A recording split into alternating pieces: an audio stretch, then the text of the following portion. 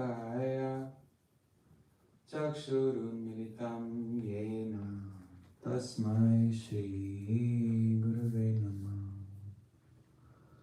NaMo विष्णुपदाय राधिकायै प्रियात्मने श्रीमद्भक्तिवेदान्त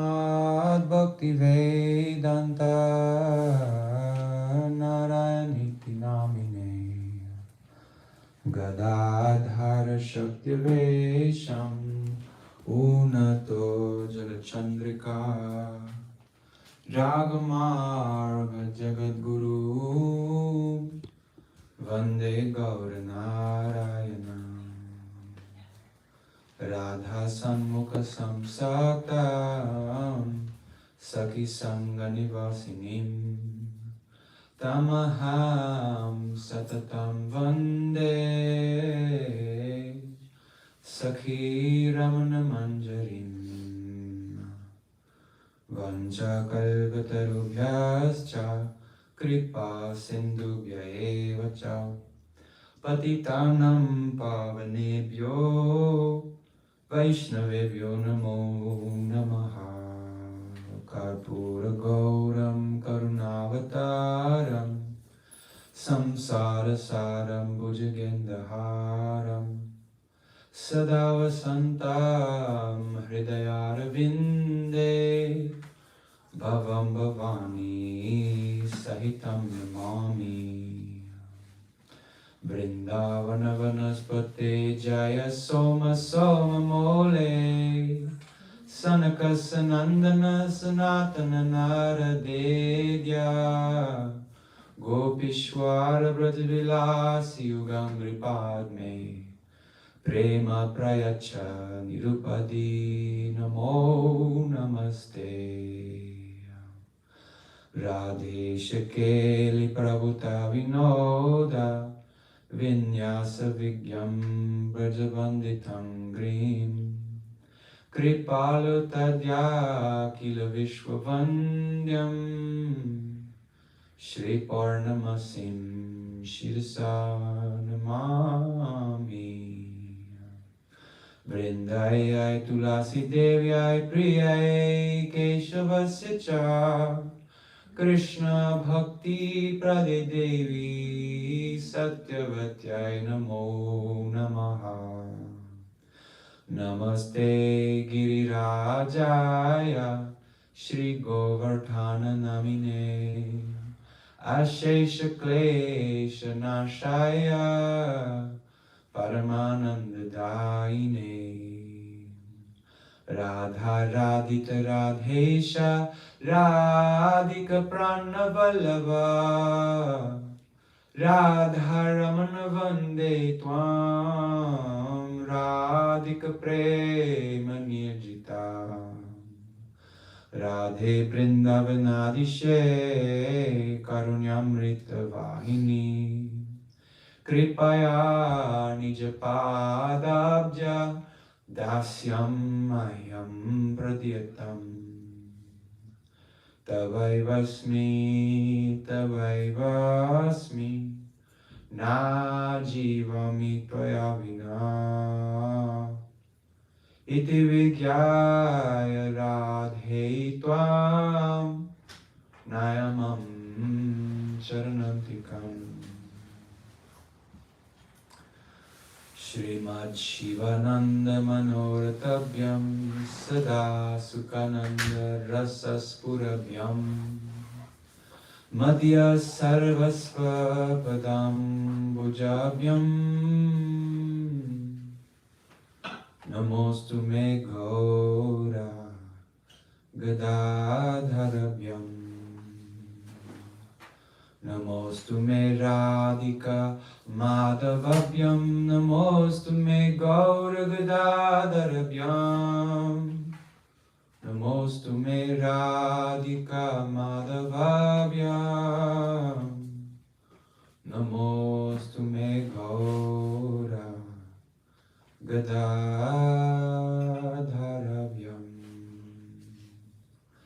Jai Shri Krishna Chaitanya Prabhu Nityanand Shri Advaita Gadadhara Srivasadi Gaura Bhakta Vrinda. Hare Krishna Krishna Krishna Hare Hare Hare Rama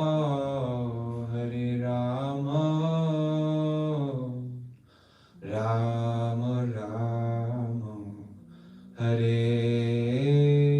Hare.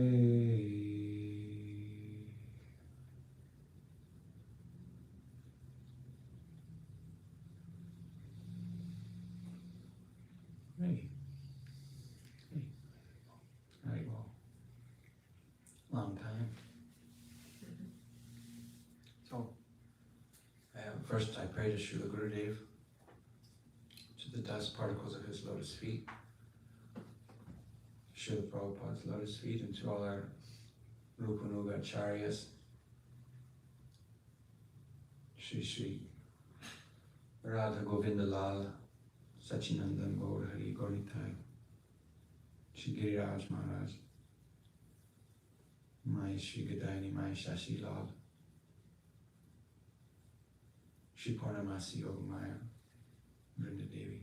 And pray to the mother of this universe, Uma Devi. And I pray to the father of this universe, Sadashiva Mahadev, Prem Thakur, by the grace of all of you and this auspicious companions that have gathered together today in this circle of friends to remember you, to lift our hearts to you. And I pray for the grace to share some living words of Shiva's glory. Can you bring the mic a little closer?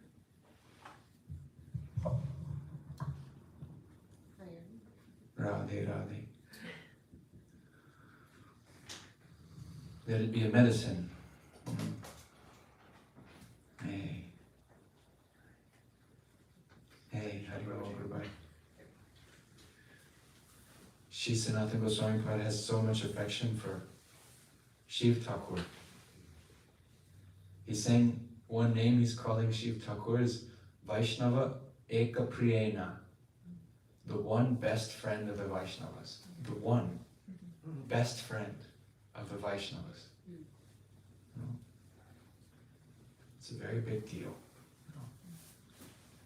It's a very wonderful thing to have even a little bit of affection for Shiva. Because his affection is an ocean. His support is an ocean. It comes through, pushing through. You know, like say, in like a pin and out like a plow. Little pinhole of affection for him. Wow, an ocean of, you know, Bolinath, completely so simple-hearted. Oh, affection, my favorite. Boom.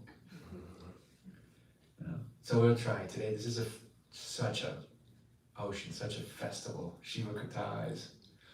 There's so many ways we can go. There's so much wonder, you know, so much glory.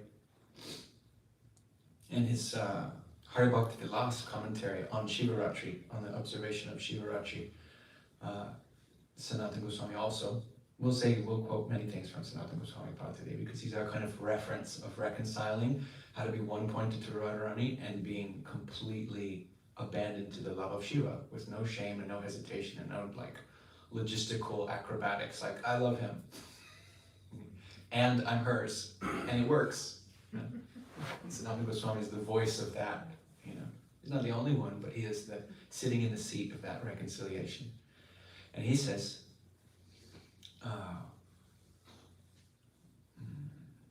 Vande Hariharo Devyo Vanyonya Prema Tatparo. I do pranam to Hari and Hara, to Shiva and Krishna, who are very eager to have prema for each other. And he goes on in the same verse to say that they are actually doing bhakti to attain prema for each other. They are each other's devotees. That's Sanatana Goswami Prabhupada's own perspective. Krishna is a devotee of Shiva. Shiva is a devotee of Krishna. No. But for Shivji's pleasure, we'll speak in a way that glorifies his love. You know? But there's so many ways to go. We have to start, and the example of Guru Maharaj is to start from tattva, to start from ontology. The shape of reality is the container. To have a clear vision of sambandha gyan, how the pieces of the world and of life and reality fit together, that's the cup, that's the container. That inside rasa can be poured. We can have so much madhurya, intimacy with God as possible, but always on the platform of actually aishwarya, reverence. Srila Jiva Goswami Pad's commentary is like that. Like, you're Raganuga Bhakta or whatever, but you're doing sadhana. That's an act of aishwarya. I know you're God, and I'm doing something. I'm recognizing that. But that's the container to hold the sweetness. It's like somebody has some vintage wine, 200 years old, French, who knows what. They're not going to pour it in a shoe. They're not going to pour it out for you to lap. You bring a nice cup, and they'll share this wine with you.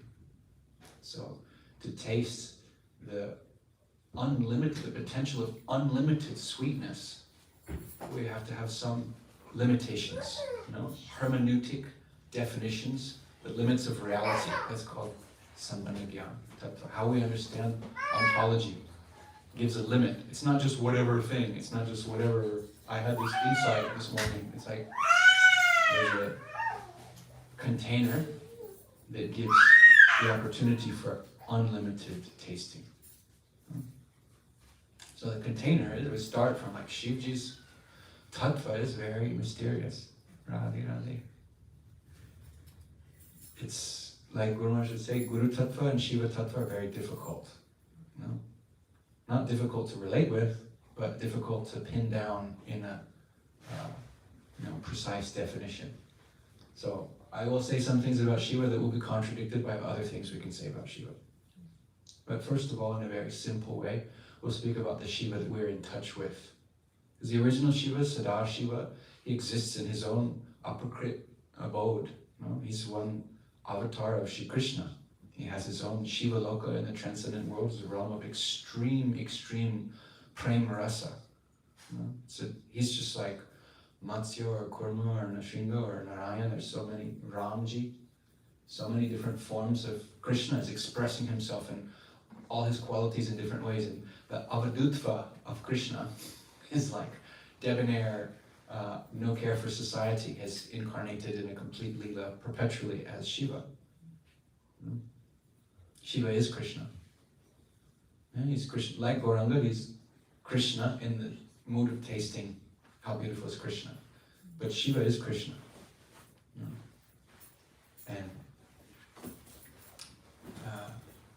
that's Sadashiva's our origin point, but the Shiva that we're in touch with at this point in our journey is not that Sadashiva so far. We're in touch with the Lord of this world. Shambhu. Shambhu means father. So this world, like one advice that Krishna gives to Uddhav in Uddhav Gita, right?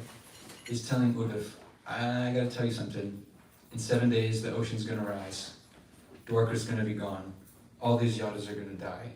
Amaya Yogamaya is gonna close the curtains on my lila. I'm going to withdraw myself from this world and you're gonna stay. And Uddhav's saying, what?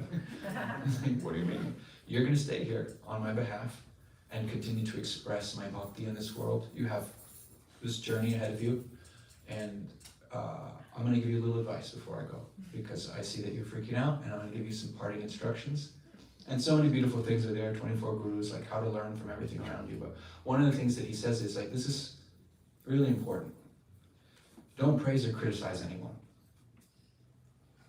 You will lose the platform of your wholeness, your healthy Advaitavad. Advaita is not Ekavad. Advaita means undivided. It doesn't mean absolute monistic oneness where there's no identity.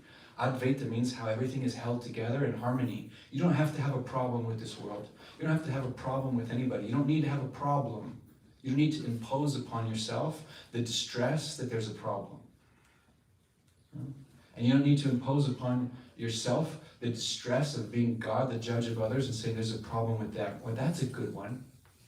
He says if you want to keep the peace of Advaita, which is necessary for the Shanta Bhav, that is the platform for all bhakti rasas to sprout from. If you want the peace of Prahlad, to be okay, fundamentally okay, throw me in fire, it's okay. If you want to be okay, don't shoot yourself in the foot by praising or criticizing anyone. This is, Krishna says to Uddhav, if you praise or you criticize, you will fall immediately into dualism. Now you are adopting the perspective that it's you who decides what's right and wrong, even though you know very well the limitations of your perspective and understanding. You're entering into conflict with reality as it is. You're basically criticizing Ishwar, the supreme controller. If you have a problem with anything, you think God's not doing his job right. Anytime we criticize or complain, we're essentially disagreeing with God, and it's very hard to develop bhakti or devotion for a person that you're faulting. You ain't right. You fault the world, you're faulting him. And how so? So Krishna says to Uddhav, don't criticize or praise anyone in this world. That means conditioned people. That doesn't mean like, oh my God, did you see Brad Pitt's new role in the movie? It means like, you can praise Vaishnavas, you can praise transcendentalists, you can praise, glorify. It's healthy and it's wonderful. You can praise the glory of the creation, but don't praise like, this person is doing it right. That's being a good person. That's being a bad person. Right? He said, why? Just see this whole world as the combination of prakriti and souls with an enjoying nature. That's all there is. And so that enjoying nature, that is linga tattva. And the energy that is being enjoyed is prakriti, yoni tattva. So the whole world that you witness is actually the lila, the embracing of Shiva and Shakti. There is nothing else you can perceive in this world. There's nothing else of this world. Sometimes transcendent things appear in this world, like Thakurji, Tulsi, Sri Guru, Vaishnavas. Sometimes ambassadors of another world do enter into this world by the power of Yogamaya. But what we perceive, which means every object of our senses, that means our sense organs, that means our own emotional fluctuations, our subtle body's movements, those are also perceptions of Prakriti. Everything that you can possibly experience in this world is Maya Prakriti. There is nothing else. She is your thoughts are literally made of her body. Her body is all the elements, gross and subtle. Hey, guys. She is everything. And she is embracing her husband. That's what this world is. And if you ever see the deity of Lingam Yoni, Shiva Shakti's union, you see the perspective is, how would you see this union like that? Only if you were the baby inside the womb would you see the lingam coming through the yoni like that. So this is, we are inside the womb, we are in a state of ignorance. In the material world, the soul is gestating until it's ripe to come out into the light of the broader world. We're living like a baby in the womb. We are so restricted by our gross and subtle material bodies. We're the soul that is unlimitedly beautiful and capable is curled up, upside down in a kind of awkward position here, and we're meant to ripen and mature and come out. So when you see Lingam Yoni, the deity, this abstract, like yin-yang deity of Shiva and Shakti, that's showing you, reminding you, you're in the womb right now. And everything you see is their union. There's nothing else you can perceive in the entire world. So it's her, is what we actually perceive, and she's like, we could say in a really simple way, she is nature, and he is spirit. Or we could say she is energy, she is substance, and he is consciousness. So wait a minute. It's me, it's the soul that's animating this body. It's the soul in each of these bodies and in every living thing that animates the life cycle, that makes the world move. So where's Shiva in that? Because it's us. The consciousness, the spirit that's in the nature is actually me and you. Where's Shiva? Just like fire and water and earth and the ocean and the sun and the moon and every manifest thing, they're all waves in the ocean of Prakriti. All the forms that are beautiful, they are under the umbrella of Prakriti Devi, who is the whole of manifestation. In the same way, all conscious entities in the world are under the oversoul of Shiva. Shiva is the oversoul, the total entity of consciousness in this world. It's why Some yogis are chanting Shivoham, Shivoham, Shivoham. I am Shiva, I am Shiva. They're just leaning on the oneness. But it's true. There is nothing else but Shiva. But Achintya Beta Beta Tattva is a fine, complex thing. You know, if you stand on the point of the mountain of Tattva, it's not a Vad. Advaita is a Vad. That's a perspective. And Dvaita Vad, dualism, that's a perspective. Achintya Beta Beta is a Tattva. And to stand on the balance of reconciling both absolute oneness, that there's only one entity, one conscious being, that we are all, who is the soul of our soul, and also we're distinct and have a relationship with that supreme entity. That's like standing on a mountain point. If you lean too much into Dvaita, oh, we're so different, you will lose the relationship because what holds you together is the sameness. And if you lean too far into sameness, you will lose the relationship because there has to be distinction to relate. So it's a fine point, Achintya Beta Beta Tattva, to balance. No, the absolute oneness, ontological oneness of reality and consciousness with the distinction that allows relationship and rasa, flavor.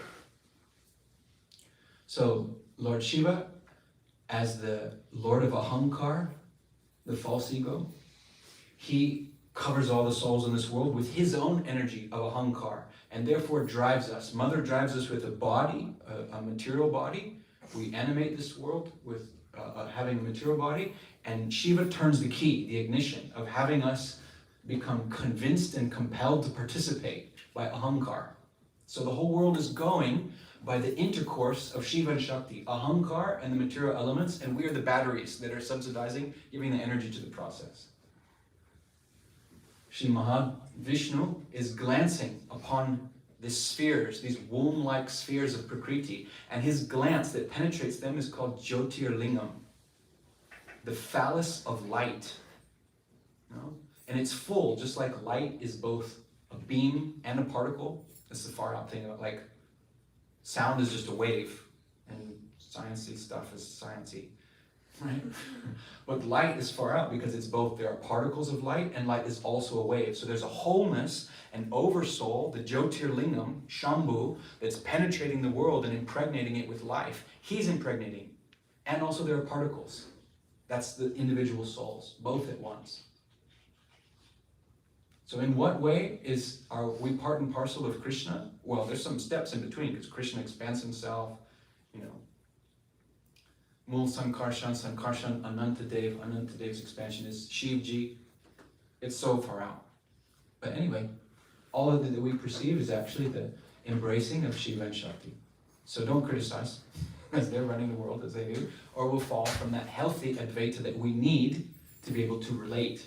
The non-difference. Like, we're not different, we're family.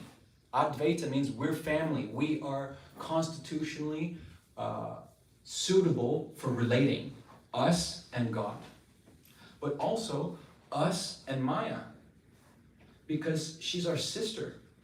We are Shakti, and she is Shakti. We're like maidservants side by side.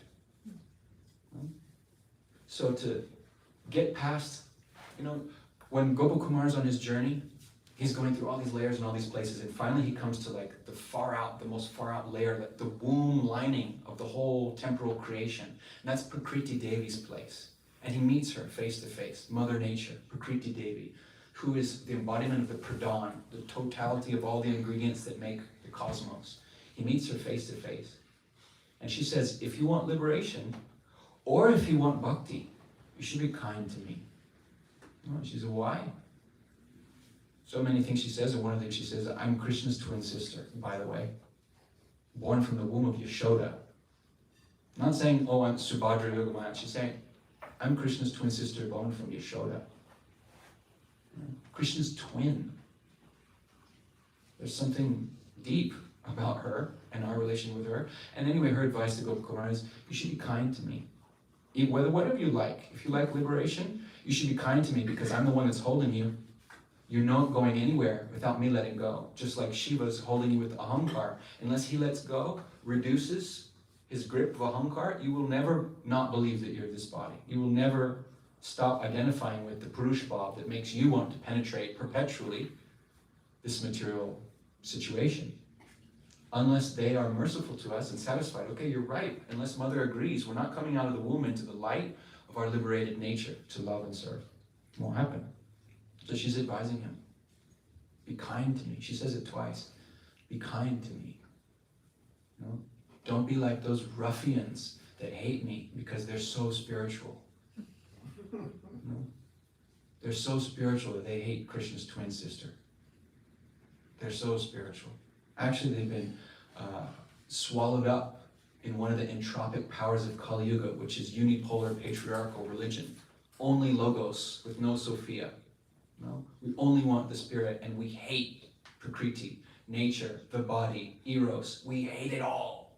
It's so bad. It's oppressed us so much. That division itself, that Dvaitavad, is a sickness. So she's telling him, if you want to cross beyond this limit and go where you're trying to go, let your heart be soft for me. So Prakriti Devi and Shivji, from a tattva point of view, they are our parents. We're living our life because of them, and the whole drama of the world is being driven by them, and we don't really need to criticize anything, or we're only going to criticize God in the imminent divine couple of Shiva and Shakti. Radha Krishna, from whom they are emanations, are the transcendent divine couple, and Shiva and Shakti are the imminent divine couple. No? God with us, Emmanuel, as the Bible says. No? So, little tattva about Shiva. There's so many ways to cut that cake of Shiva tattva. One very famous hymn, maybe it's Rig Veda, Karpura Gauram Karunavataram Samsara Saram Bhujagendaharam Sadavasantam Hridayaravinде Bhavam Bhavani Sahitam Namami. Karpura Gauram, oh you who are fair like camphor. Karunavataram. Why are you white colored like the moon, like camphor, like a conch shell? I don't mean white like white folk. I mean white like the moon, like milk, like a transcendent color of karunya. No? Karpura Gauram, Karunavataram. You are the descent of Karuna. Oh Shiva, you are the embodiment of compassion, the deity of mercy.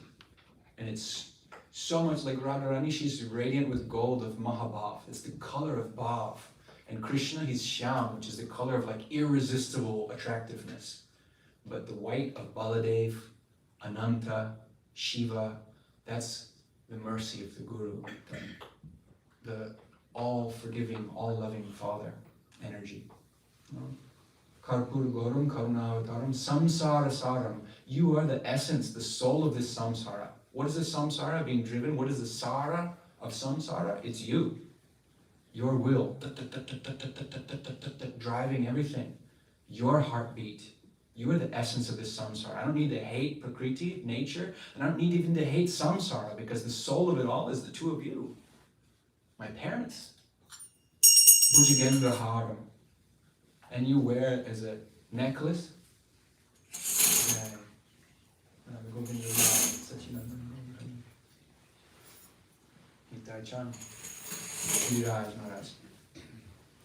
You wear Bhujagendra, the emperor of serpents around your neck. Some say that it's Vasuki who rests on the neck of Shiva.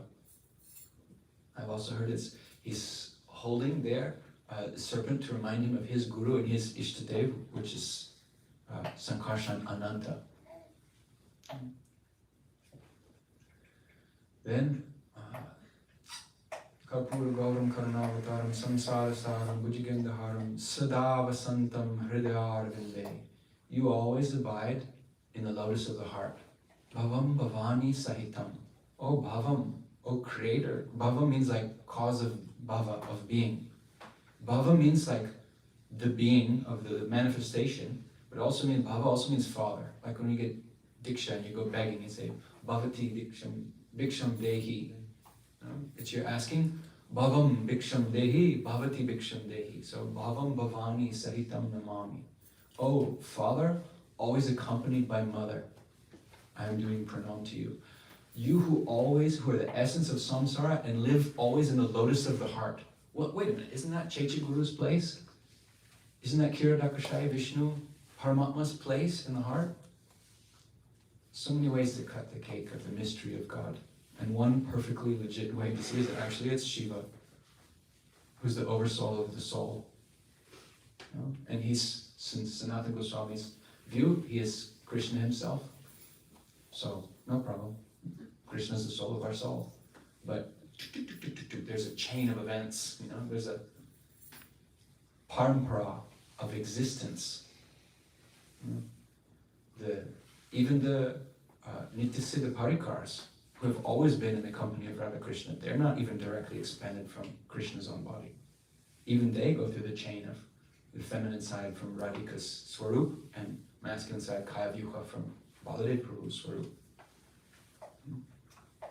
And some say, from one side, from the left side of Krishna, I forget where the source is, I heard it from Mukunda Prabhu sitting here once. From the left side of Sri Krishna appears Radhika, and from the right side, Gopishwar.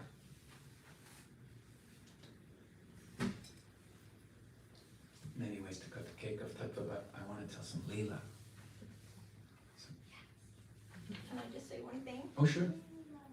So another way to cut that cake is that Mool Shakti, our Kishoriji Swami Sri Radha, exists. And from her right side, Shama Sundar manifests. That's Gurudev's Baba.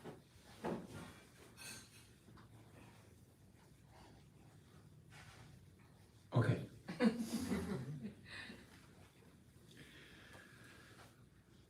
So, yeah. One thing, beautiful meditation. If I leave you with anything today, I hope it more than Tattva Siddhanta. Sometimes that's like water off a duck's back, you know? It's like it makes sense in the moment, but later, like I can't really remember after class what we were talking about. But if you can keep some images, like snapshots in your pocket, that later when you're chanting or thinking, they arise and they give you some wind in the sails of your meditation, that will be a successful katha. You know? There's pravachan, katha, and pat. You know, like a pravachan is like preaching, telling people how to believe in Krishna and the path of bhakti. It's like evangelizing. Katha is for those who are established in the path, and it's kind of a mix of left brain, right brain, you know, heart and philosophy, both things, to inspire your bhajan and also, and then there's pat, which is like sitting on the bank of Radha Kund, and like, we assume that you already made peace with reality and you just want to hear about Kishori Seva. You know? And we get together with a great desperate need as like starving people in a line. Like you see these food dispensaries, they give a little donut of khichdi in the dam, little like paper bowl of, and then sannyasis line up like there's like down the road, like hundreds of orange guys waiting in line with their little donut for their daily khichdi. But, Haribol! So Pat is like that. Everybody show up with their bowl, please. Feed my greed. Feed my siddha lalasa. Please feed my longing for eternity. I'm desperate for that. I need some nourishment in that eagerness department. Anyway, hopefully something somewhere in that direction we can eventually arrive to before time is all chewed up. So, one meditation to start. One, you know this Mahamrityunjaya mantra from the Rig Veda? Om Triambakam Yajamahe Sugandim Pushtivardhanam Urvarukameva Vandanam Mrityor Moksheyam Amritat. Very, very old sound. Very old prayer of the Lord of Death. Shiva is the Lord of Death. Om Triambakam Yajamahe. I worship that. Triambaka, which is hard to translate. Most people take an easy route and say 3 eyes. But Amba, and Ambaka is like the mother. You know, Amba, it's like the all-nourisher of the 3 worlds, like the supreme guardian of the world. I worship you. Sugandim Pushti Vardhanam. Sugandim, you smell really good. Very fragrant. Before you see him, before you hear him, the first thing will be the wave of the fragrance. You know? This is a death mantra. Who overcomes death? This is a mantra that you can imagine So many old people, they go to attain the Ganga in Varanasi, Kashi. They go there when they're getting old, or they get a bad diagnosis, and they know that my time is limited, and they go and they get, like there's dharmashalas for pilgrims who come on a one-way ticket to Varanasi. They come there to die, and all the rooms are on the ghats, so that when you feel like, oh, I think it's happening, you know, and it may not be the time. It's like we're about to have a baby, and the contractions start, but it's not really labor yet. It's like, oh, I think I'm gonna die, and then there's people that will help you. And they bring you down and they put you in the Ganga, any part of you in the Ganga, but usually like up to the heart, up to the chest. And you lay on the steps of the gut, and you hope that you can leave your body in the Ganga, in Varanasi. Why? Because anybody who leaves their body in the Ganga in Varanasi will have darshan of Shiva at the last moment.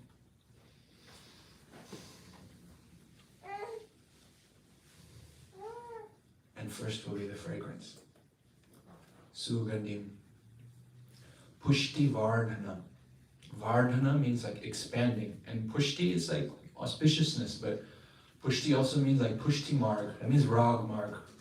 What's true auspiciousness is greed.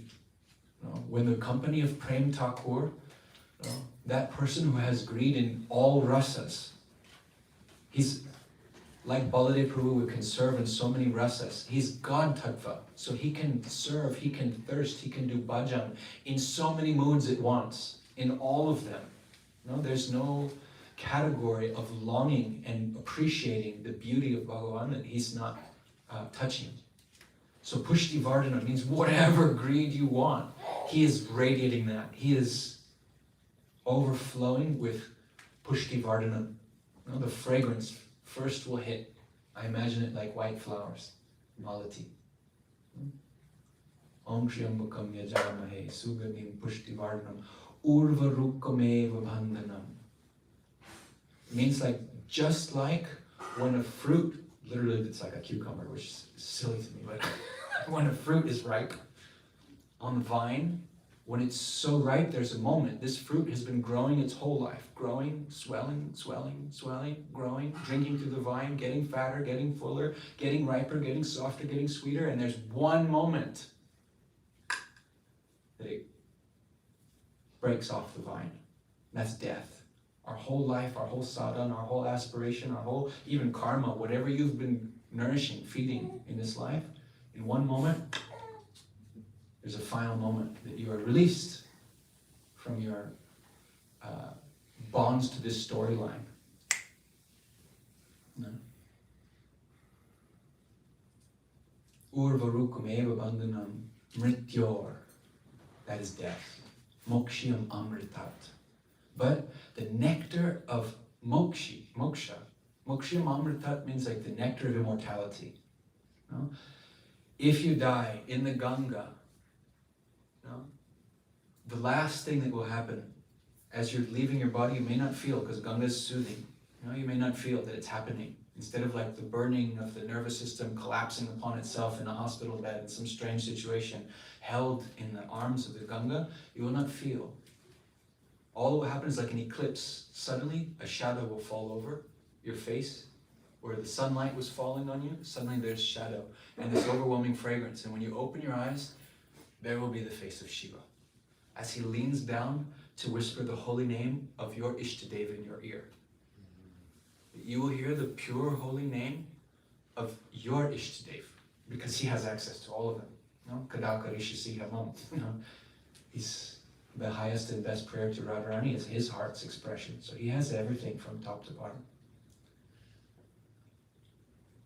We pray to him. What is the nectar in death?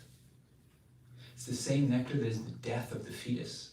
When the fetus passes through the birth canal into the light, it dies, just like a caterpillar dies in the cocoon so that the butterfly can be born.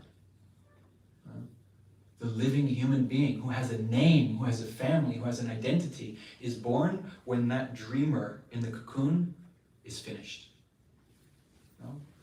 Time is right, the contractions begin. It's his birth and death is the same portal. And that is governed by Shiva and Shakti. Shivji, to maintain that rasa for everyone he's meditating in Kailash, thousands and thousands of years at a time, and Devi's waiting for him with so much affection and patience. She's so attached to him because they are one and the same. You know, they're one soul in two bodies. And so when she looks at him, she's not making herself smaller. She's like, it's like a mirror. You know? And when he looks at her, they're knowing themselves by beholding each other. So Devi will wait while Shiva's in Kailash, absorbed in meditation for thousands of years. He completely dissociates from time. And when he comes out, after a long time, he will open his eyes. I imagine the snowflakes on his eyelashes falling off as he finally opens his three eyes that have been closed for God knows how long, crystallizing over, and he opens and he will see her face there, you know, smiling and watching him. And she has greed, two kinds of greed. One greed is to sport with him. You know, their own lila is also enjoyable to them, and also the lila that they are emanating from, that means the reference of Radha Krishna's lila, Sitaram's lila, that's also attractive. You know, just like Radha Krishna, they will play together, they enjoy Keli Vilas, and then later they will hear the parrots singing, telling the poetry about what they did. And they will enjoy, again, a new kind of pastime of hearing their own pastimes. So they enjoy making pastimes, and they enjoy just as much in a new and different way, hearing their pastimes. You know, this is the glory of Shukadeva Goswami Pad. These parrots who can give a new flavor. The Bhagavatam, when the Bhagavatam is spoken, it's new even for Radha Krishna. So in the same way, Shiva and Shakti, in one sense, they are non-different from Radha Krishna, so they have their own prem vilas, they have their own enjoyment, their own love for each other, their own lila. It's complete in itself. Radha Krishna have expanded in this form to enjoy being Shiva and Shakti. That's complete in itself. And also, they're greedy for that Braj Bhav and so many things. So sometimes, it goes different ways, depending on the moment. Shivji, when he opens his eyes and he sees her sitting there, she's greedy for one of two things. Play with me. I've missed you. Or, tell me what you found. You were diving in that ocean of bhajan for so long. I know you found something new because it's always fresh. Bhakti Rasa is Nava Nava. It's always new. I know you found something brand new that I've never heard before. Some new Leela, some wonderful thing. And he will tell her all kinds of things. And sometimes so many munis will gather around. Thousands of munis will be there. You know, because she invites them out of her mercy as mother.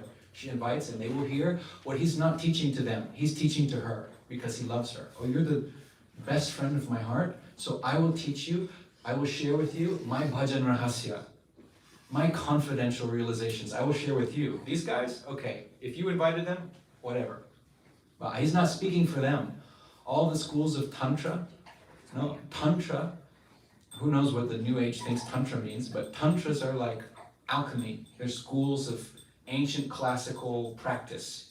You know, it has usually very, very little to do with actual like man-woman sexuality. It's about Prakriti and Purusha's cosmic eros, you know, the driving forces of nature and spirit and manifestation and consciousness and alchemizing your higher potential, and it's legit and it's cool. And it all comes from conversations of Shiva and Shakti, where he's sharing different mysteries, these far out insights that he has. He's telling her, and all the like tantrics and yogis and mystics, they gather around to hear those things that are falling off. They're like the crumbs falling off the plate of her ability to understand, because when he speaks to her, she understands every word that he says.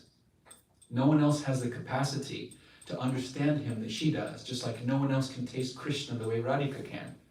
No one loves Krishna the way Radhika can, so no one has access to his rasa, his sweetness. Sham ras is, and its wholeness is her property alone. And those who have empathic union with her heart, they also participate. But these munis and yogis and everything, they're getting the crumbs falling off of the feast table of her understanding. He's telling one thing and she's understanding it and realizing it simultaneously. And they're gathering these crumbs and collecting tantras. Tantras are books and those books become lineages of, we got this practice, and they pass it down for generations, and they try to do mystical practice and align and whatever. But it's all just little crumbs falling off of this conversation of Shiva and Shakti that usually comes back to ultimately, this center point, where he says in Rasolas Tantra, Radha Krishna Param Brahman, Prakrite Purushat Param, Dhyayate Yogi Bir Nityam, Radha Krishna Mayam Jagat. So all you guys, he knows that they're there. The tantrics who are interested in like nature spirit integration. They don't want to go beyond the world. They want to have like mystical power in the world. And like, okay, listen. Or they want Brahman. They want Kaivalya, absolute oneness, Shivaham, Shivaham, Shivaham. All right. Listen. But he's speaking to her. He says, Radha Krishna Param Brahman. Means Radha Krishna is the great spirit, the supreme truth, but also means para, past Brahman, past this light that you're so obsessed about, past this oneness of Kaivalyavad that you're so obsessed about. Brahmasmi, Shivaham, Shivam, Aham Brahmasmi, you're so obsessed, but param, beyond that, after that, there's something after that. Radha Krishna. There's sweetness, there's love, there's identity, there's creativity and play and exquisite, ever-flowing, fertile affection. Radha Krishna Param Brahman, Prakrite Purushat Param. And you guys over there, who Prakriti Purush, yogis, alchemists, tantrics, you Brahmavadis and you tantrics, all you guys who are gathering here, thinking that this is the place to get your fulfillment of oneness and mystical power. Beyond the oneness. And Prakriti Purushat Param. Beyond your Prakriti and Purush, or the supreme Prakriti and Purush, the origin, the cause of that is Radha Krishna. So go for the gold, guys. Don't sell yourselves short. Radha Krishna Param Brahman Prakriti Purusha Param Dhyayate Yogi Bir Nityam. The real ones, the yogis, the real ones, no, they're yogis because they do Yugala Upasana. Those who are worshipping the Yugal, those are yogis.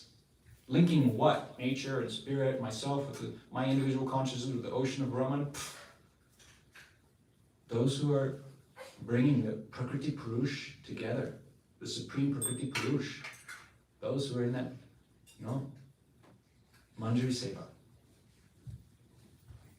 Dhyayate Yogi Vir Nityam, Radha Krishna Mayam Jagat. Those kind of yogis, those kind of tantrics, Radha Krishna Mayam Jagat, they see this whole world is infused with Radha Krishna. Like there ain't nothing else. This is also their splendor in play. Which doesn't mean that, okay, we'll just stay here forever.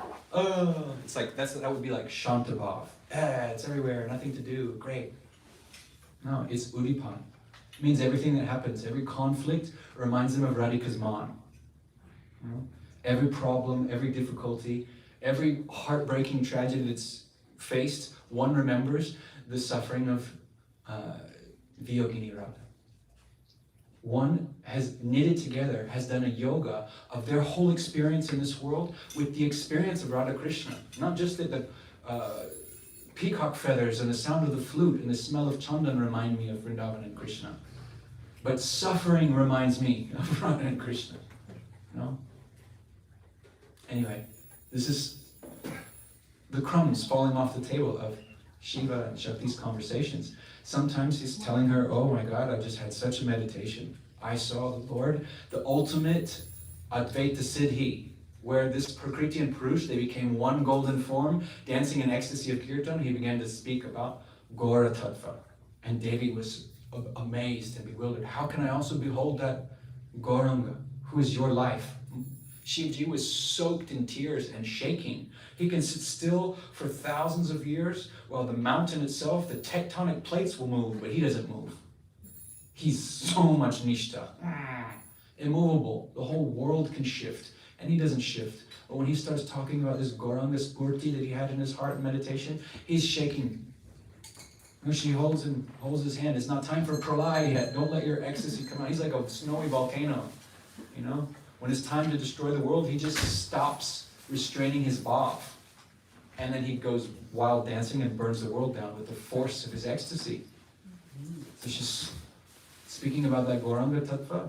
The world began to tremble. And she's saying, what is that? Please don't destroy the world with ecstasy. Please also don't faint and go back inside. I want to know. I need to hold you in this place between overactive, world destroyer, and underactive, fainted in the ecstasy of your trance. Please stay right in the middle with me, darling. Look me in the eyes. Tell me what you saw, this Gauranga, and how can I see? And he explained to her how to do bhajan of Gauranga, and she went to a place in Navadvip down. It's now called Simantadvip. And she did Gaura bhajan. Until Sri Chaitanya Chandra came and gave her darshan. This beautiful deity. ISKCON takes care of this place in Simantadvip. There's like Jagannath, Baladev, Subhadra deities, and in the back by this little lake, there's a little, tiny little temple of Devi doing bhajan. And Mahaprabhu appearing, giving her darshan. It's so beautiful. It's so beautiful. But yeah, she did bhajan until she saw him. And when she saw him, when she had darshan of Gauranga, the whole kirtan was there, the whole, Sankirtan, Ras, ocean, overwhelmed her, all the different movements, like an orchestra. Mahaprabhu's Sankirtan is like an orchestra. Like an orchestra, there's wind instruments, there's percussion instruments, there's stringed instruments, just like an orchestra, there's all these different groups. So there's all these groups that come together reconciling in one place only, that the Sakya Ras is fully blooming at the same time the Madhurya Ras is fully blooming and Vatsalya Ras is fully blooming in one Mahamantra Sankirtan. Everybody can be there. On one side is Nityananda Prabhu, drunk as the emperor of Sakya Ras, Baladev and Baladev Bhav, and on the other side, holding the hand of Mahaprabhu is Gadadhar. And it works. In Braj, Krishna can't be with Baladev and Radhika at the same time, but in Sankirtan, both sides, all sides, everything there. And Devi saw that. Symphonic, total, all-inclusive rainbow of every kind of beautiful prema bhakti rasa expressed through Sankirtan, reconciled, harmonized. We can all be in our own mood and appreciate each other's mood and come together to create a circle of seva around this golden fire in the middle that is the dancing of Gauranga. He's getting from all sides. And Devi saw, had that darshan. And she was weeping and chanting also, rolling on the ground. And she took the foot dust of Gauranga and she knew, by the mercy of my husband, by the mercy of Shiva, I got to have this darshan. No one has ever seen all these rasas at once. Who can know this thing? This is where my Prabhu also gets his broad heart. She has so many epiphanies and things, and she takes his foot dust. And both honoring Gauranga and her husband Shiva at the same time, she does simanti. She puts her part with the foot dust of Gauranga. That means when you draw a line here with red, my husband should live a long time. Let my husband live forever doing bhajan like this and giving me these remnants so that I can also, with him, taste all this rasa. And why he told her that? When she asked him, tell me about that confidential Gaura Tattva, he said, I will tell you, you're qualified, because you are non-different from Radha. You are so special. You are her vertically downward emanation. In Advaita, non-difference. Sometimes he will teach tantras and stuff like that. She'll ask so many questions, leading questions to help, the munis and things. And sometimes he will tell her this Gaura Tattva. Sometimes they will just play. One time he opened his eyes after long meditation, he saw that Devi was sitting there looking at him with greedy eyes, and he just, in such a simple-hearted way, because he's Bholanath. It's not always philosophy, it's not always tantra and stand on your head, acrobatic cosmology and metaphysics. Let's play, let's be together. And so, by his maya, they both became monkeys, sitting at the foot of the great banyan tree of Kailash, this massive tree. It's like it's like miles tall and twice as many miles wide, this massive banyan tree. It's like, because Shiva and Shakti are so intimate with nature, their palace, their temple is a tree. An amazing tree, an incredibly fun tree. With so many holes and caves. Anybody's ever climbed a banyan tree as a kid, it's like the greatest thing in the world. They became monkeys. She became golden because she's gory, and he became silver because he's white. And they just played in the tree, chasing each other and swinging, and sometimes they get tired and sit on a branch and groom each other. In the evenings, they played he was gone in meditation, gone to work for thousands of years, and now they played for thousands of years. Just playing, swinging back and forth and, cuddling each other and stroking each other. And in evenings, he would twist together like orangutans. Every evening orangutans make a fresh nest. They take the branches of the tops of the trees and they weave a little nest. And it swings like this in the breeze and the starlight. Orangutan life is pretty good. Peaceful, swinging in the treetops, fresh. And they slept in the trees and they united also, and she became pregnant. And when she became pregnant, she said, "Oh, Prabhu, I can't have this baby that we conceived while in monkey form. Because we already have an elephant boy. We already have such weird associates, shape-shifting bull and like all kinds of weird stuff." And so Pavanadev came, and their child was Hanumanji. Hanumanji's strength is his life, and his strength is born from the playful love and affection of Shiva and Shakti as monkeys. So sometimes it's great philosophy, sometimes it's bhajan, sometimes it's just playing together in the most playful way you could be. And sometimes he really, really takes everything out. Like this, long story short, she asked him what he's meditating on. He said, "Oh, the name of Vishnu is so powerful. It's 1,000 names of Vishnu. You'll get so much result." And she went and practiced 1,000 names of Vishnu, and after a while she came back. She was like, "This is really great, and I realized that all the enlightenment power of the 1,000 names of Vishnu, but I was just wondering, is there anything higher than that?" He's like, "Devi, higher than the 1,000 names?" She's like, "I know I'm not supposed to say that, but is there? I know you've always got something else in your pocket. You're always finding new, extending the boundaries of realization." He's actually, yes. 1,000 names of Vishnu is worth one name of Ram. And she went away and she chanted Ram Nam for a long time until she realized Ram Tattva Ram Rasa, and she came back and she was like, "That was amazing, and it's okay to ask this, but is there anything else?" How can you ask that? Testing it, teasing. Actually, yes. 3,000 names of Vishnu is one name of Ram, but 3 names of Ram is equal to the juice and the power of one name of Krishna. So she went, Krishna, she's practicing Krishna now, long time, realized that. Then she came back and she's like, "That." But because I know you, do you know anything else beyond that? And then he gave her Radha Upasana. 100 times more powerful is the name of Radhika, the remembrance of Radhika. Krishna himself will come and serve you. And then his masterpiece of his heart, Muninda Brinda Vandite Triloka Sokarini. This is Urdhanaya Tantra. This is also from the Tantras.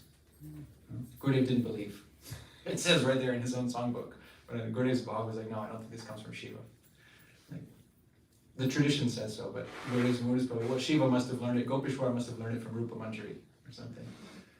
But technically, it comes from Urdhanaya Tantra. Conversation of Shiva and Shakti, and he's saying, Munindra Brinda Vandite. In the Vrinda, the host of best of munis, those who have, like me, my disciples, those who follow me, the best of those who follow me, not just munis, but Munindra, the best of those who follow me and sit quietly for a long time. Muni means like, stop talking, stop engaging with the world and just go inward. The best of those, the host of those, they glorify her. They give up their Mount of Rut. They realize there's something higher than silence. There's a greater, to fill the air with the holy name of Radhika and her glories is the ultimate silencing of the, I wanted to say a word I shouldn't say here, the smack talking, false ego, noise pollution mouth. To stop talking is not enough. Your mind is still making noise. The little tongue keeps wobbling inside, even if the big tongue is quiet. The thoughts, the critical looks, you're still talking. And that's why, Westerners would go in the 60s and 70s and go to India and be blown away by having their mind read by these yogis. It's like, you're literally talking. Like anybody who's meditated for a while can hear you think. You're literally talking. You're literally just telling everybody who can listen what you think about them and what you think about everything. So, to be a Muni is not enough. It's neutrality is not enough. The positivity of the glories of Radhika, Munindarinda Vandite. They learn to glorify her, the real ones. And Triloka Shoka Harini. He's identifying right from the beginning, my people, those people who are around me, and those who wear my sign. The 3 worlds, Triloka Shoka Harini. They are at every level of their being. Om Bhur Bhuva Svaha. There are 3 worlds there. primordial pre-verbal part, their human dharmic engagement, and their transcendent meditation, the whole human being of those who are with me, the real ones, they remember. I'm putting on this tilak of Chandan, that every level of my being is cooled by the remembrance of Radhika. And I wear this moon here for the sign of her heel, that I wish that her heel should rest upon my head like a footstool. So he's signing the poem at the beginning. But this is his masterpiece. You know, even Gurudev and all Rasik Vaishnavas are singing Shiva's prayer every Kartik. You know, even more. Damodar Ashtakam is so astonishing. And there's no competition between these Siddha mantras, Siddha stavas. But there's nothing like Radha Kripa Kataksha Stavara. There is no poetry in the history of humanity like that. There's nothing like that.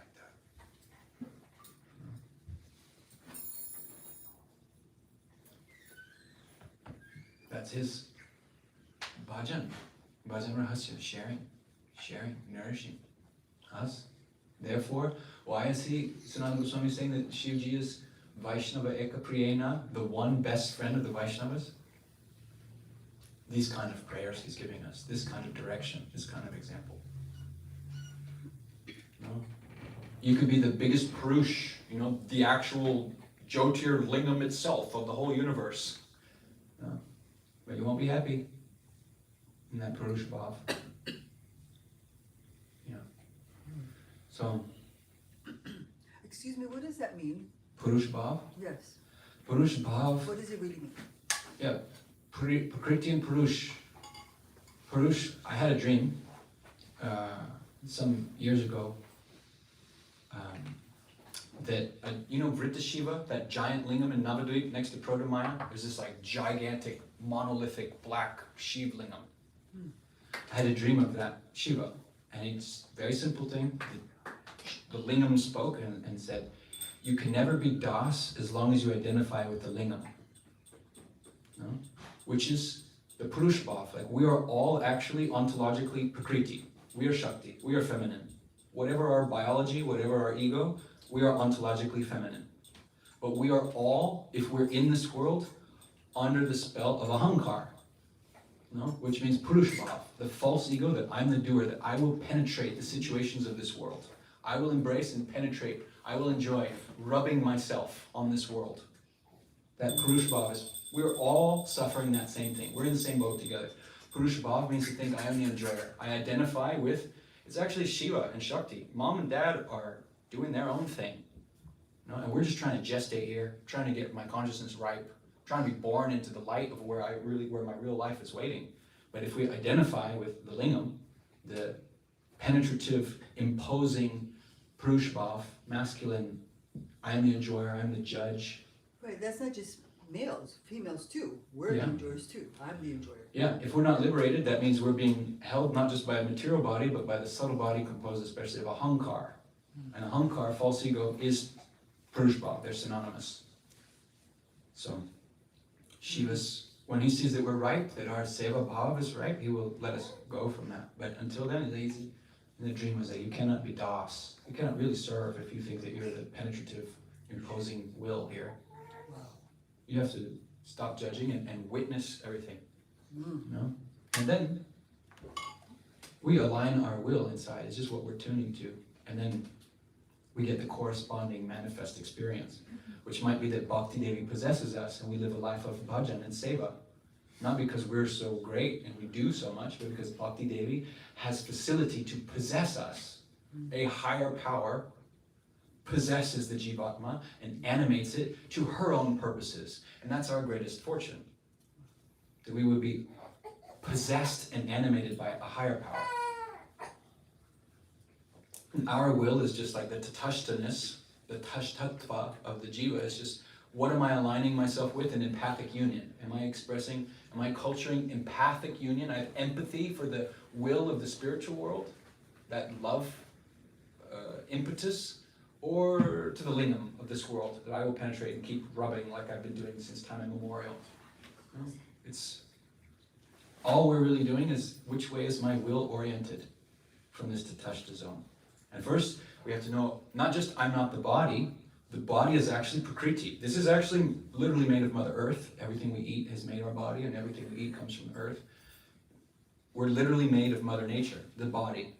And the subtle body and the ahankar, the idea that I'm the doer, is literally made Shiva's. That's his department. So if we can see not just that I'm not the body, but that's Mother. My own body is actually Mother. I'm having darshan. Everywhere I go, everything I see, everything I experience, I'm having darshan of the Great Mother. That's all that's ever happening. And every day, every circumstance, the weather changes, the circumstances are out, the economy goes up and down, my relationships are rocky or they're easy. Whatever the changes and fluxes of experience are, Mother's just showing a different face today. You don't have to be identified with that. And also don't be identified with, I will get something out of this space. Oh, this is the good one. I like it like this. I don't like it like this. It's not your job to, this lingam motion of like, I like this, I don't like this. Don't do that. Like, let them do them. Anyway, I'm speaking to myself. So, Leela, parents of Bhagavatam, role reversals. So, Shivji, he has so much greed, right? He likes all the different modes, all the different things. He shows up in all these different places, but especially in Vraj, he has tried to enter into Leela in different ways. He heard from Kailash that his Prabhu had taken birth from the womb of Yashoda in Vraj. And he came down, walking like a pilgrim, with his damodar drum, keeping the time the whole way.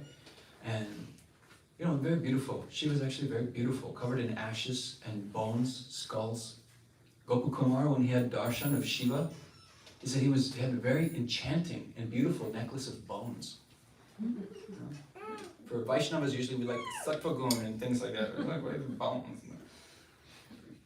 And Sanatana Goswami in the commentary says, yes, those are the bones of Vaishnavas. Transcendental, like samadhi relics. So attached. Actually, a little side story, and I'll come back to Shiva going to Braj. I heard from Pujapad Ban Maharaj. I used to travel with him for many years, and I heard like Bhagavad Saptaha and different things from him, and he always told this really nice story about the origin of the Bhagavatam. And it starts out in Kailash, actually, that Shivji's away doing meditation, and the coyote, Narad, comes. Narad's like, always wants to beat the beehive, get some juice to flow. He's always stirring up, the devotees and the Lord's Leela. He wants more juice. He's greedy. He's just a greedy bumblebee. He wants more bhakti rasa and more also auspiciousness for others. And so he makes mischief to provoke. And so he came for darshan of Devi while Shivji was in meditation in deep samadhi. And he knew, he could, because his brother was Shiva, he knows Shiva well, and he could say, his meditation is almost ripe. He's about to Uvarukameva Bandhanam, come off the, vine of his meditation, open his eyes again. And so, just at that time, he came to see Devi. And he came and she was like, oh, my brother-in-law, received him with so much affection and honor. You're also like Bhakta Avatar. You're such an important and famous and wonderful, auspicious, beloved person. She received him with honor and served him in their place in Kailash. And he said, Devi, I always wonder at your love. Your love is so amazing. Your love for Shiva is so amazing. He said, yes, Shiva's my husband. He's so amazing. He meditates and he immediately, what takes him 10,000 years to ripen in his heart, he gives me in 10 minutes. He gives me everything without, he's so generous. Every secret of his heart, she's glorifying him. He's like, okay, he's seeing, she's so into Shiva. And she keeps glorifying Shiva. Like he can't finish the sentence. If he even mentions Shiva, then she goes off. She's like going into like a bhav, thinking about, just hearing his name, she starts. And Narad says, yeah, I always marvel at your love. Your love is so powerful and unconditional. And she says, well, of course it's unconditional. Like, it's not hard to love Shiva. He's incredible. He's perfect. Yes, Devi. It's just a little sad to me. He said, what do you mean sad to you? Shiva's perfect and I love him? Like, what are you talking about? What's sad? He said, oh, nothing. I don't want to mix in someone else's couple. I don't want to. It's not my business. I'm a sannyasi. I don't know about married things, really. From the outside, it's a little sad. But, it's not my business. And that's none of my business.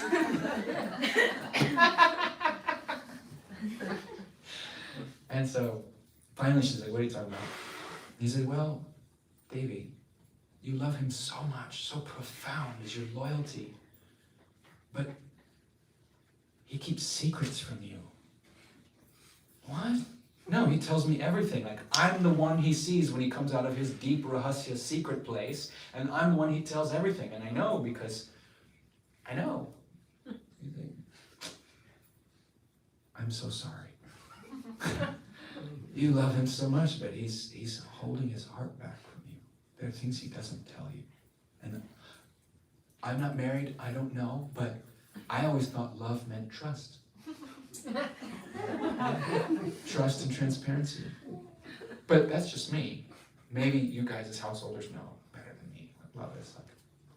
And she's vexed. You know, she's like, complexion is changing color. She's going into Kali mode. And outside in the snows of Kailash, crunch, crunch, crunch, crunch, crunch. Shiva's coming. And Narad says, oh, time to go. Thanks, darling. Thanks for the tea. I'm going now, and he's going out. He's passing Shiva on the way in. And Shiva sees him, and he raises one eyebrow, because he knows. Enough said. You see, Narad? Enough said. He raises one eyebrow. Oh, brother. He said, oh, brother. Devi's waiting for you. And Shiva knows, oh, boy. So he ties his snake belt a little tighter, and when he comes inside, the furniture's flying, like it's apocalyptic situation, you know, it's just the blazing wrath of the mother. You know? Because Narad had said to her, you know, there's secrets that he keeps from you. Like, for example, do you know why he wears that garland of skulls and bones? Do you know why he wears that? And she's like, she said, I don't know. He's like, things he doesn't tell you. He doesn't tell you. Who's that he's holding so close, huh? Somebody else. Memoirs of somebody else. And she gets vexed. When Shivji comes in the door, she's livid, she's wild, she's apocalyptic.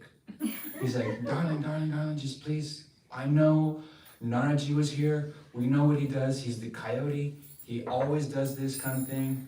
Ultimately it will be good, ultimately it's gonna be good. It's all for love.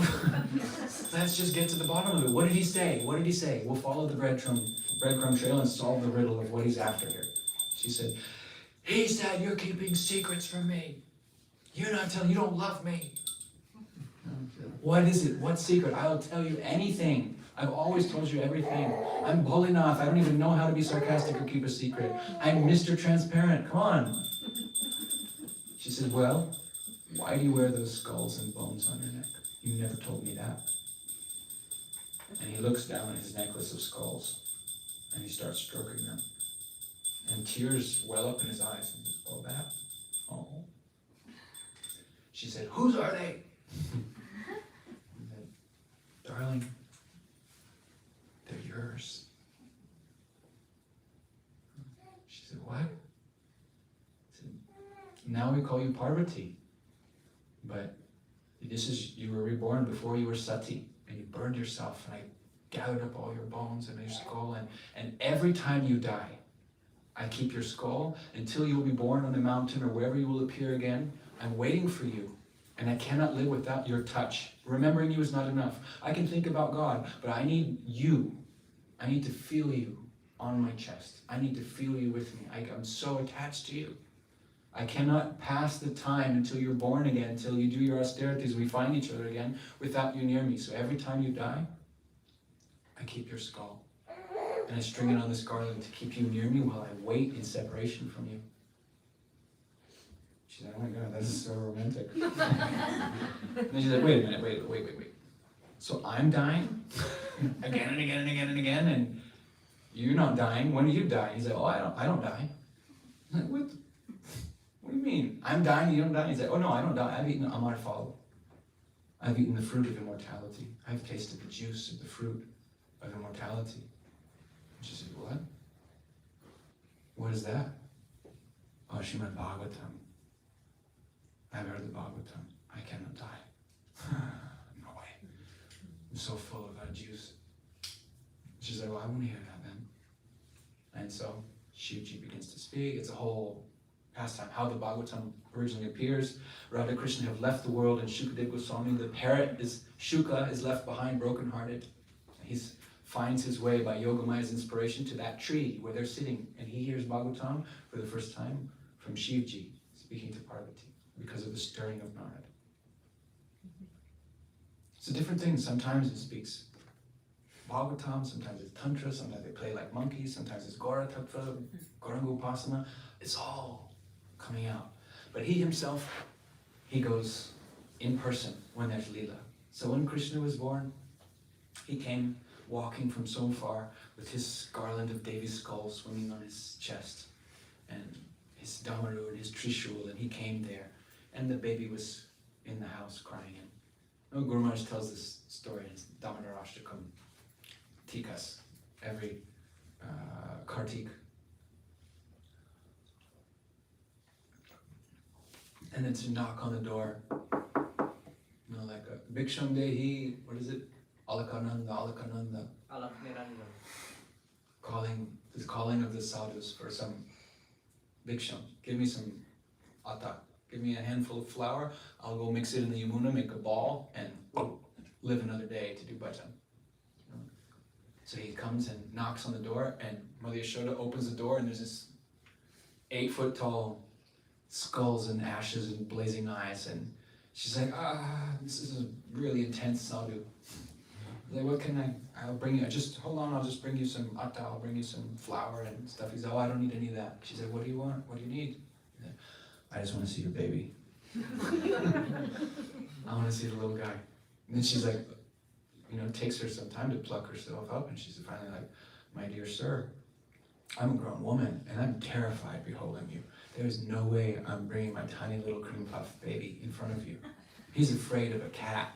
He sees a kitten, he becomes afraid. If an owl calls outside, he's afraid. If he sees you with blazing eyes of fire and skulls hanging on your neck and snakes crawling all over you, like, not happening. I'm so sorry. No.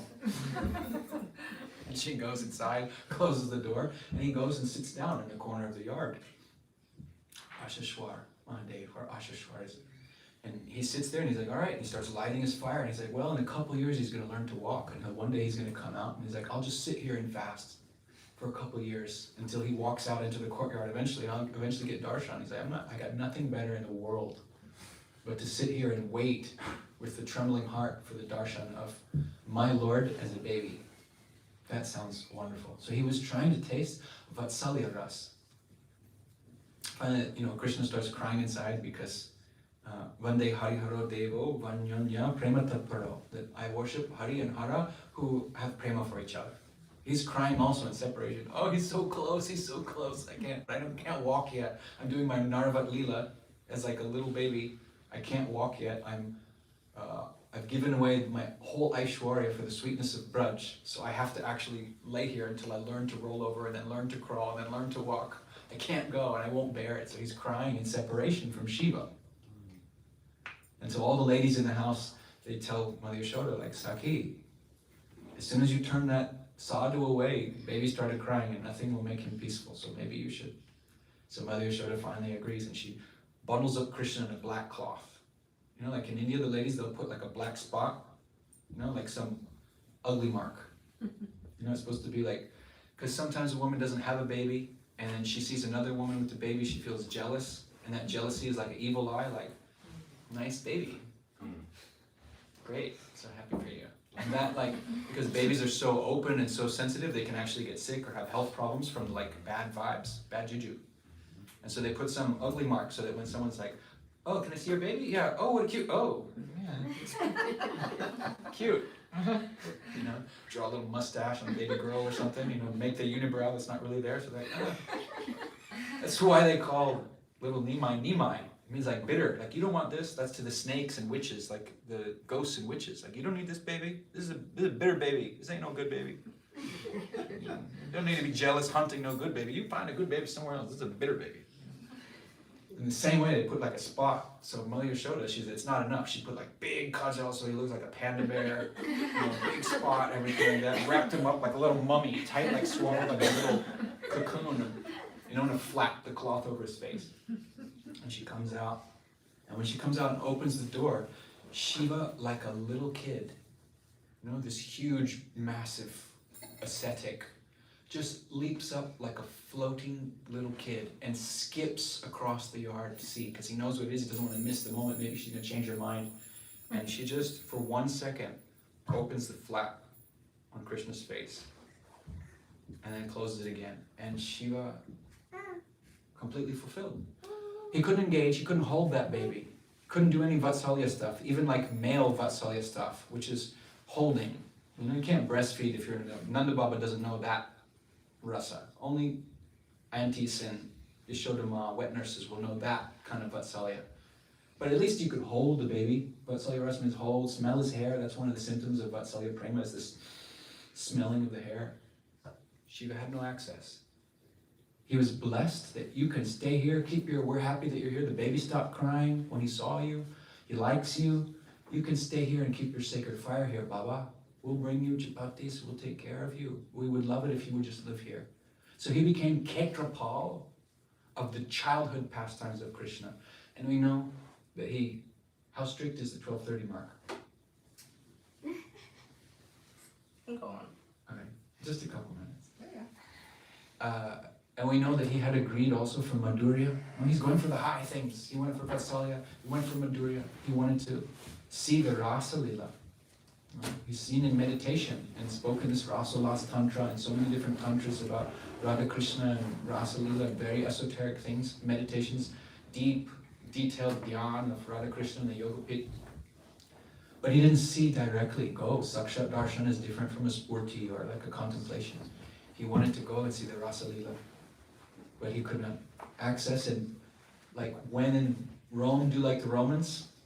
So in this world, Shiva is the guru of Shakti. She listens to him and learns from him. But when in Rome, do like the Romans, you know, in that world, Krishna bows down and serves the feet of Radhika.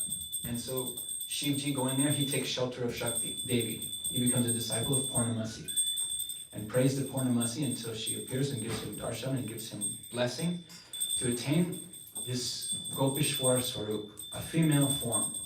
Now he didn't get any Ekadash Bhav, he doesn't know like his village relations, he doesn't know his seva, he doesn't have the Bhav. He just has agreed, I want to see my Lord doing his beautiful Leela.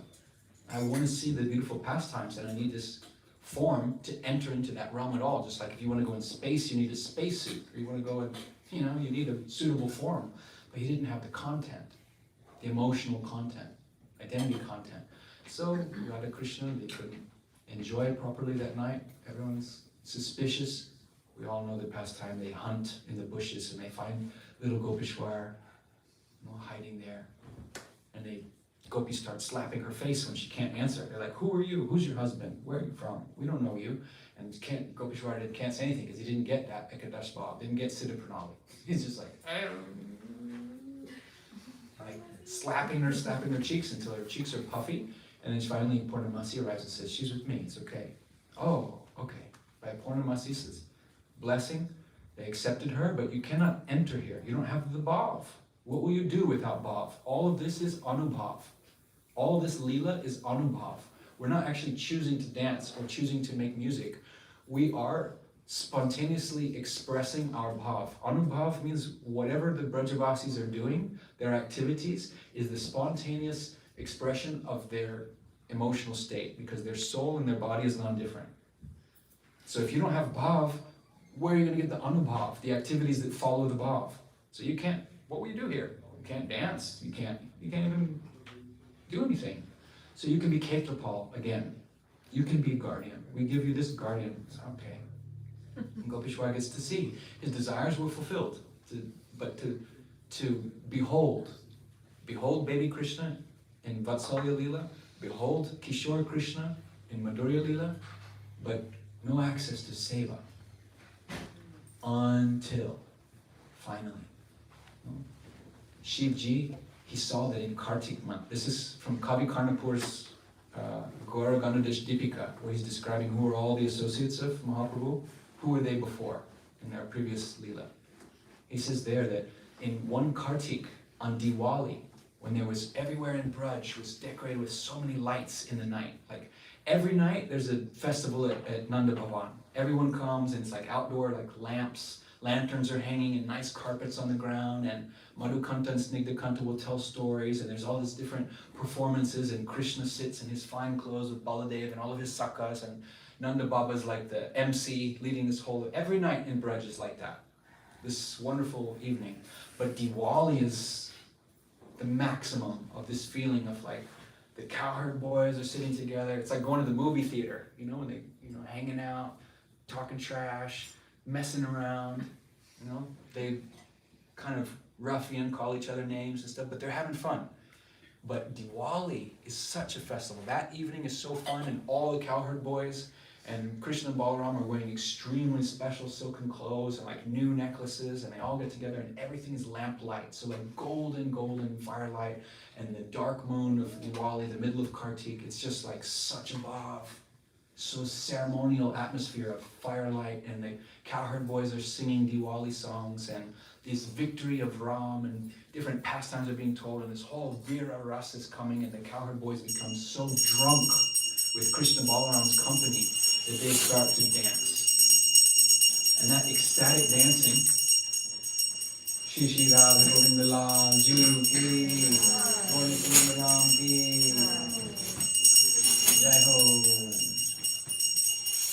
So enchanting and ecstatic that Natavar Shiva, seeing the dancing of the cowherd boys, he cannot resist. He's Natavar, he's famous for being a big dancer. He cannot resist. And so he comes there, and by the grace of Yogamaya, because the bhav matches, he attains Gopeshwar Swarup. He becomes a Sakha, dancing madly in the ecstasy of that ceremonial firelight night with Krishna Balaram and the cowherd boys. That Gopeshwar, cowherd boy, Gopa, ecstatic dancer form of Shiva as a Sakha, is not the Ketrapal. He's not standing at the door guarding his rasa. He enters in Sakhya Ras. He gets that Swarup, and he dances with Baladev Prabhu on one side and Krishna on one side, and he comes in this world, according to Kavi Karnapur, as Advaitacharya. Advaitacharya is Gopeshwar Mahadev, who's drunk on the dancing, and so he loves to dance with Gornitai. So, time for puja. Unlimited pastimes of Shiva. We hope that somehow we rub the sandalwood a little bit, and the fragrance of his mercy will fill this room and touch our lives and feed our siddha lalasa, our aspiration for the beauty of, Vrindavan prema. Each one, our own ishtadev, our own mood, may be fulfilled by the mercy of him who appreciates all moods. But we also celebrate his attaining. He also attained direct sakshat lila seva as Gopeshwar. Still crying, Kada Karisha Sihamam Kripa Kataksha Bhajanam. May we join in that together in empathic union and continue our own crying. Gaur Premanande.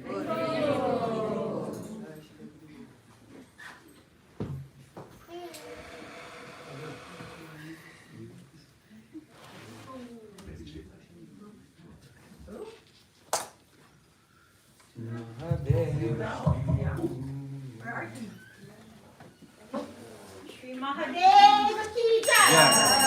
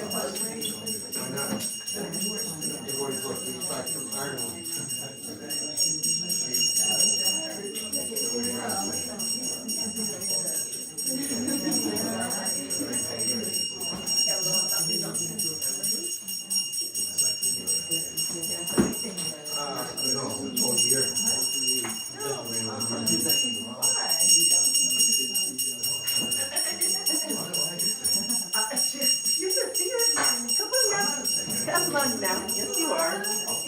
All right, and my turn. go. There you go.